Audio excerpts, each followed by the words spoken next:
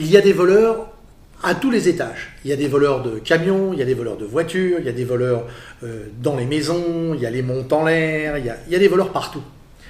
Et heureusement pour vous, et pour moi également bien sûr, pour tout le monde, on n'est pas toujours touché par ce phénomène.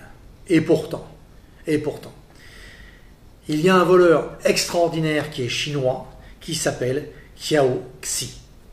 Bonjour, Philippe Audiquet, Génération Patrimoine, Fortune, Succès, Académie, pour vous servir.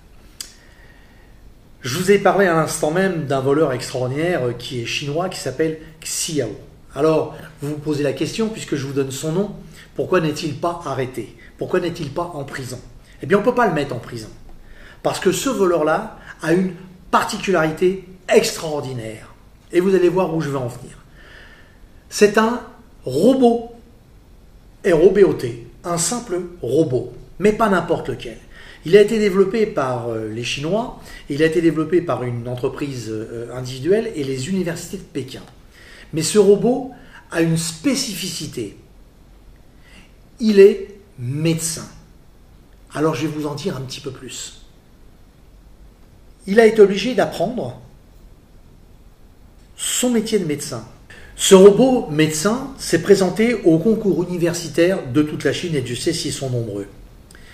Il a reçu une note extraordinaire, 456 sur 600. C'est le maximum qu'on puisse avoir dans cet examen.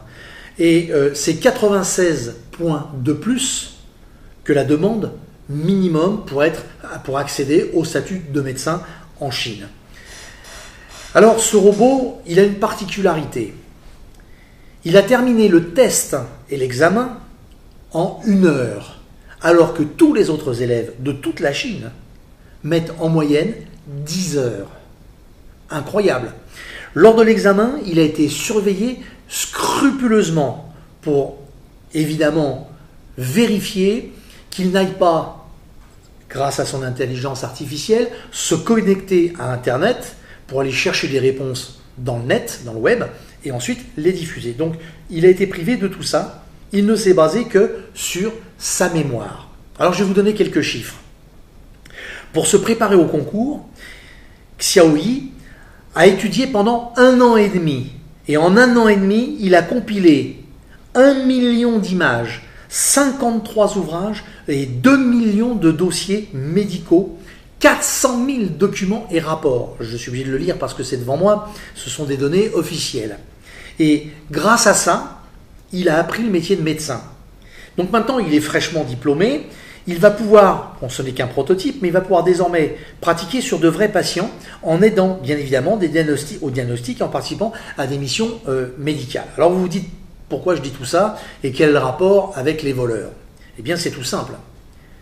Qui, en tant qu'humain, peut absorber 1 million d'images, 53 ouvrages, 2 millions de dossiers médicaux, 400 000 documents et de rapports? Aucun humain n'est capable de faire ça. Donc aujourd'hui, grâce à son intelligence artificielle, il en sait beaucoup plus que tout le monde, mais surtout en quelques fractions de millièmes de seconde, des nanosecondes, il est capable de faire le lien avec des données auxquelles un médecin normal va devoir réfléchir et peut-être même discuter avec d'autres. Alors vous allez me dire, c'est génial, la médecine fait un grand pas en avant. C'est vrai, et on en a besoin, et tant mieux pour l'être humain. Par contre, il nous vole nos métiers et il nous vole nos emplois. Parce que lorsque ces médecins seront diffusés absolument partout, et même en Europe, on n'en est pas loin, puisque maintenant, la médecine moderne essaye de faire, notamment dans nos campagnes, où il y a une désertification des médecins, on essaye de tout faire pour avoir une médecine en vidéo, à distance.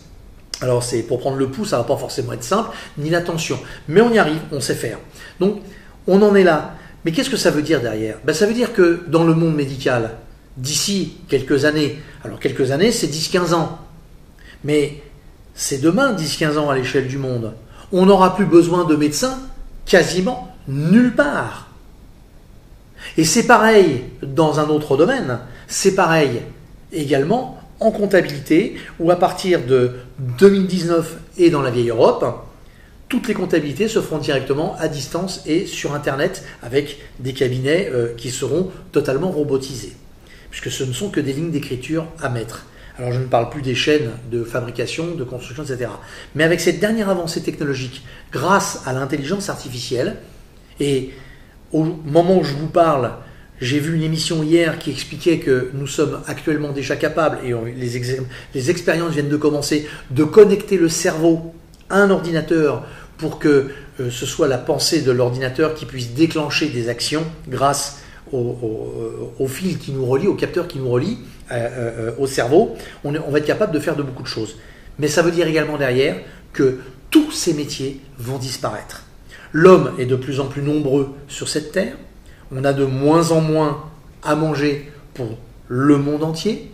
Et on a de moins en moins besoin de l'homme. Alors où va-t-on ?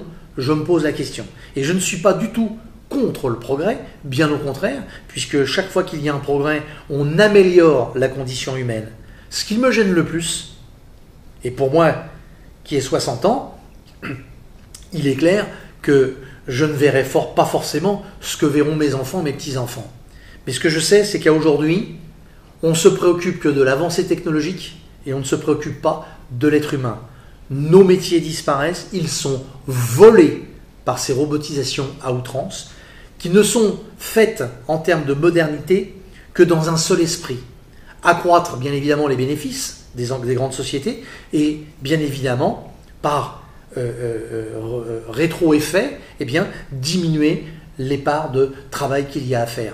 Alors, où est le juste milieu ? On ne pourra pas arrêter le progrès, je ne suis pas contre, bien au contraire, mais par contre ce qui me gêne, c'est qu'on ne fait rien à aujourd'hui pour chercher à ce que l'être humain, qui n'a aujourd'hui qu'une seule valeur, c'est l'argent qu'il a dans les mains, pour vivre au quotidien, manger, dormir, se protéger, protéger ceux qu'il aime, protéger vos enfants, protéger vos familles. Eh bien aujourd'hui, rien n'est fait dans ce sens-là. On ne fait que chercher à aller plus vite et plus loin, avec de moins en moins d'êtres humains, mais de l'autre côté, on ne fait rien pour protéger l'humain. Ça me gêne beaucoup. Alors, profitez-en. Vous avez encore le temps de vous débancariser, vous avez encore le temps de vous créer du capital, parce que la transition qui sera entre les deux, du jour où il n'y aura plus du tout de travail, eh bien, nos enfants, nos petits-enfants, ils vont souffrir terriblement. Alors, il existe des méthodes.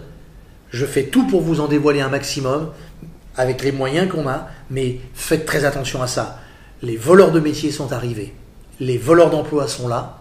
Je vous dis à bientôt sur cette note un peu pessimiste. Ah, n'oubliez pas, s'il vous plaît, likez. Et si ça vous plaît vraiment, abonnez-vous. Ça va avec. Je vous dis à bientôt. Au revoir.